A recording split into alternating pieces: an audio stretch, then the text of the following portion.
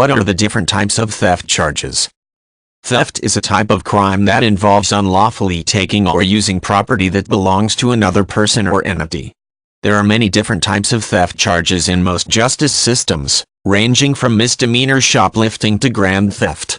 Possible punishments will depend on the type of charges filed. Some common sentences resulting from theft convictions include fines, parole, and jail time.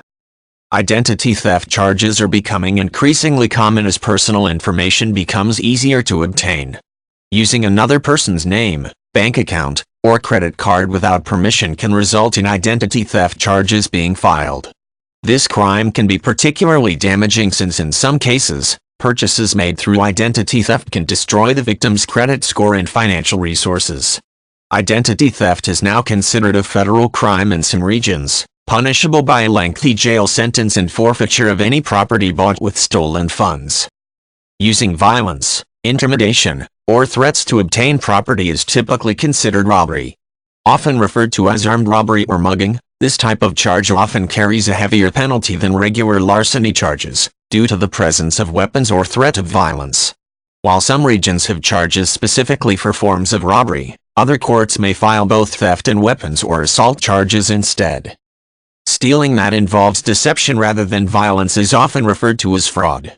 Fraud theft charges can involve acts of embezzlement, investment schemes, counterfeiting, or even lying on state and federal tax forms. Fraud is often considered a white-collar crime, as it usually involves no violence and is conducted through business dealings. Despite the use of deception rather than physical force, fraud can be extremely serious and disastrously affect the financial status of victims. Acts of fraud can result in enormous amounts of monetary and property theft, since there are often dozens, if not hundreds, of victims.